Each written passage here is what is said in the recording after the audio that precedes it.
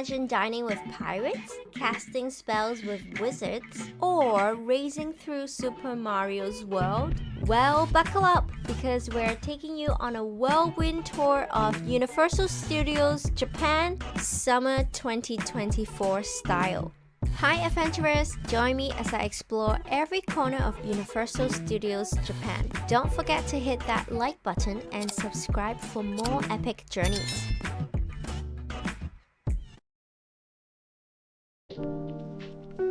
Our day started with a train ride from Namba to Universal City Station. We got to the Nishikujo station for the JR Yumisaki line at 10:30 a.m. to head to Universal City Station. Once we stepped off the train and wow, the crowd is already buzzing. With our tickets in hand, we breezed through security and pretty much got into USJ right away. Quick tip, buy your tickets online to skip the long lines. You can choose from a single day ticket to annual passes and consider an express pass also. This is your golden ticket to cut down your waiting time for at least half the amount of time. We got the express passes that led us into Harry Potter World and Super Nintendo World on a timed entry, so our day is pretty much dictated by the time schedule on our express passes. Yeah, we made it to Universal Studios. How do you feel, baby? Finally!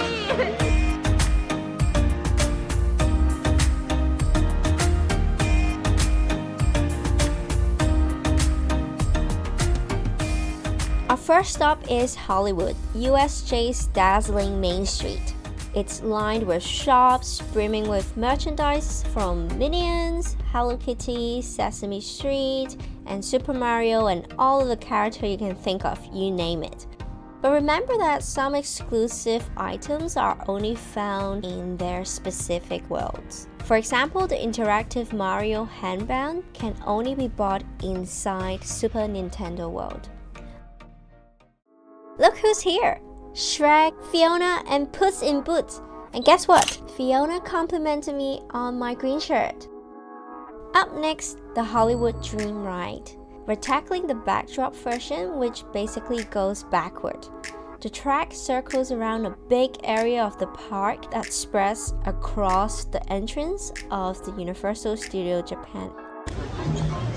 We're skipping everyone here because we have a fast pass for the backdrop.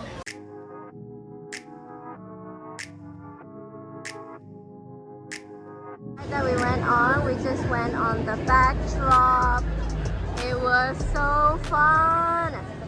Next up, Kids World, just steps from the Hollywood area. There's a Snoopy ride right after we entered and a food court with Snoopy theme right across it. Nearby is the Hello Kitty section with a cute cupcake ride and food stalls. We also stumbled across a small Hello Kitty and Daniel dance performance. It was so cute. Right next to the Hello Kitty area is the Sesame Street section. There was a Sesame Street themed merry-go-round, later drive where kids zoomed in their mini cars, and more. And I managed to meet Elmo, my favorite Sesame Street character, for a chat. Oh, we're heading into Harry Potter Land.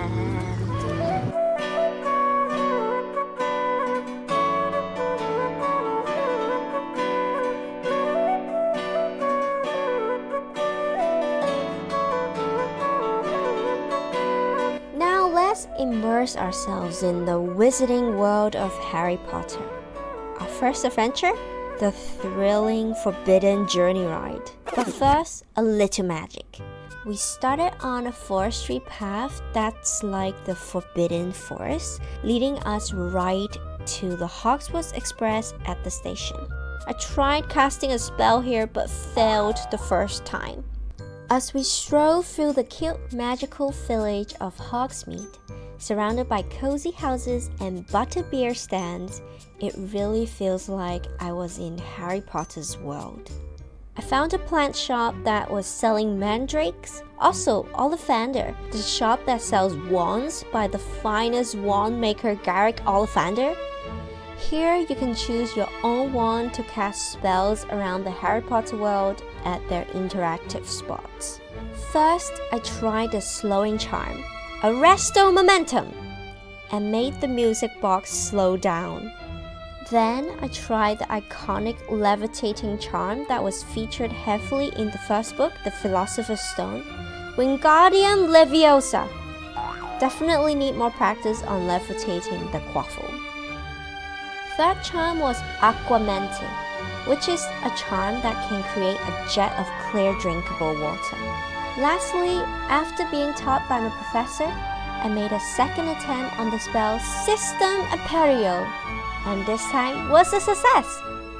Exhausted from our spell castings, we got a much needed cold cup of butterbeer. We got the Wizarding World's 10th anniversary special edition cup along with a drink as well. It's a creamy, frothy delight, much like a sweet cream soda topped with a thick vanilla cream. A word of caution though, save your butterbeer for after the rides. I learned that the hard way by taking mine just before hopping on the Forbidden Journey ride. I felt a bit queasy after the ride, and the heat probably made it worse as well. While I couldn't film inside the Forbidden Journey ride, the experience was unforgettable. Stepping into Hogswood Castle, you're surrounded by moving paintings and magical decor just straight out of the film. The ride itself is an adventure through a student's stay at Hogswood. You can also see Dementor and other surprises. Absolutely worth it. I've never been on anything like it. Another thing you can do in Harry Potter is catch some interactive shows that bring the enchantment to life.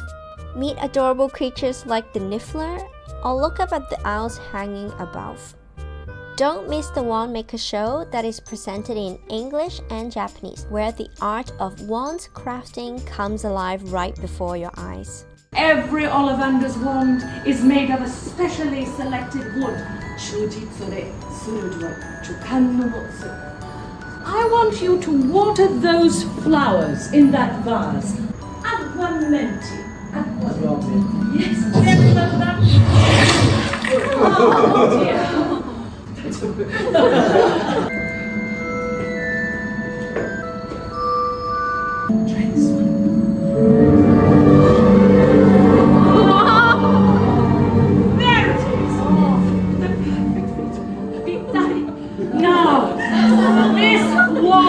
Is best suited to a master who is true to themselves. The last thing I really enjoyed doing in Wizarding World was looking at the merch. It's like stepping right into the magical realm. For example, in Gladrak's Wizardwear, you can see Hermione's stunning ball dress on display. You can also pick up a Hogwarts robe tailored to Gryffindor, Slytherin, Hufflepuff, or Ravenclaw if you want to dress up. Over in the mail shop, you might also spot Hedwig taking a break, and the shops are full of interactive surprises, like this snapping monster book.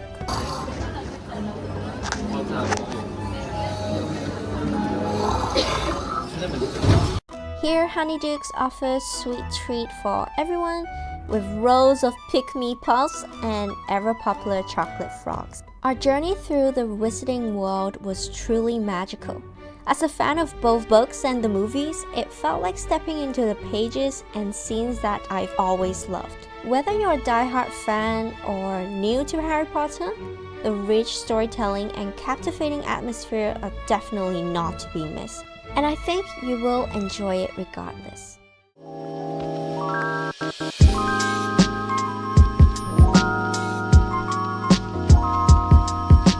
After all that magic, we were starving. We're at the Jurassic Park area enjoying a One Piece theme feast at the Straw Hat Cruise Feast restaurant. They were also selling One Piece themed snacks on the go, such as the matcha churro to reflect Zoro.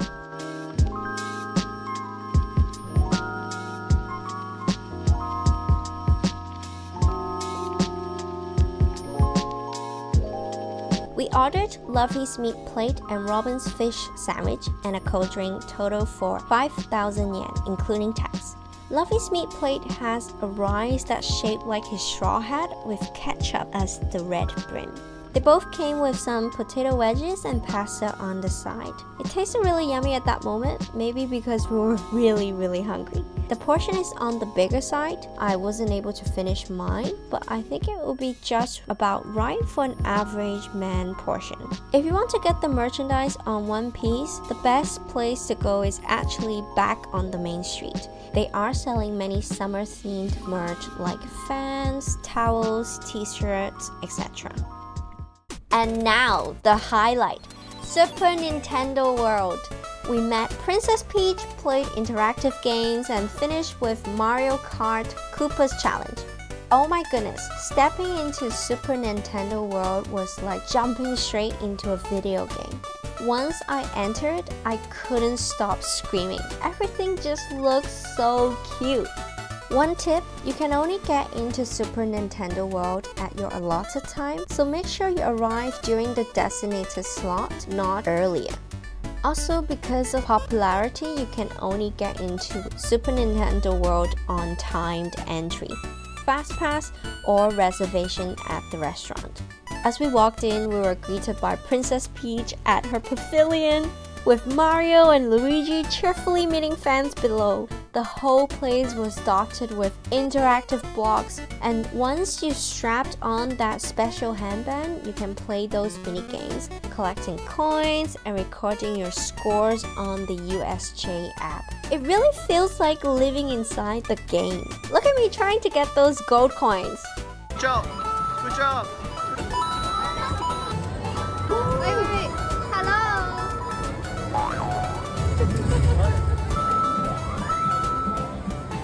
I highly recommend getting the handband that lets you unlock exclusive minigames. And you can also tap your handband on the display board and check your scores too.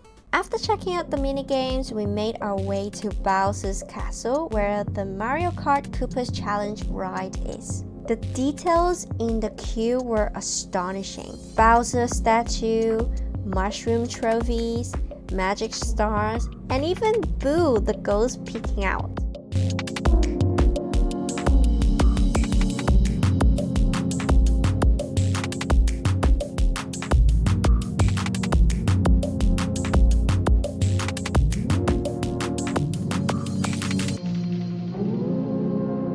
Even though we got the fast pass, we had to wait for around 40 minutes before we got on the ride. The wait though was filled with engaging installations and helpful video guide that explain how to maximize a ride, making the wait fly by.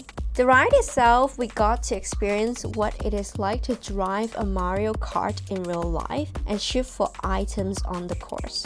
It was pretty cool to trying to shoot for those golden mushrooms, banana peels, special items, etc.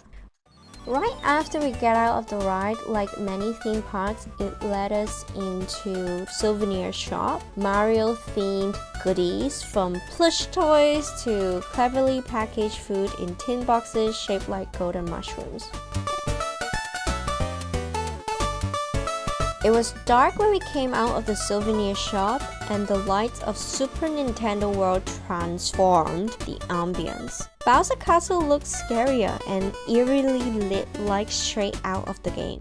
Before leaving, we explored a larger souvenir shop at the base of Yoshi's Adventure Ride that has a wider variety of themed goodies. Finally, before we said goodbye, we saw Mario and Luigi once more, and we then head back to Princess Peach's castle, making our exit out of Super Nintendo World. The last place we had to visit was, of course, the land of Minions.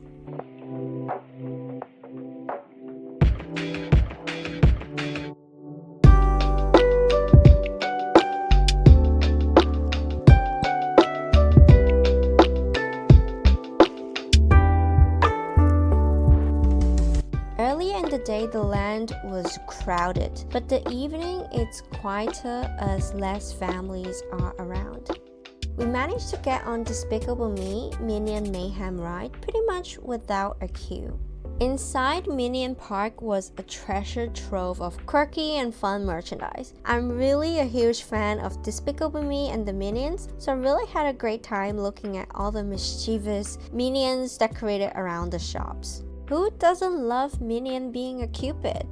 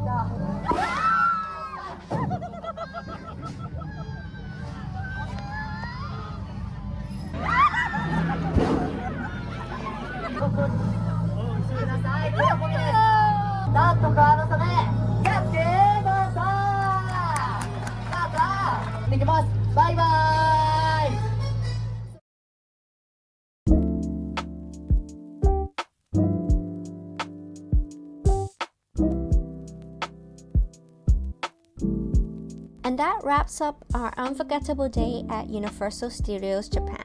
If you loved this journey through the park as much as we did, hit that like button, subscribe for more adventures, and comment below which part of the park you're most excited to visit. Have you been before, or would you go again?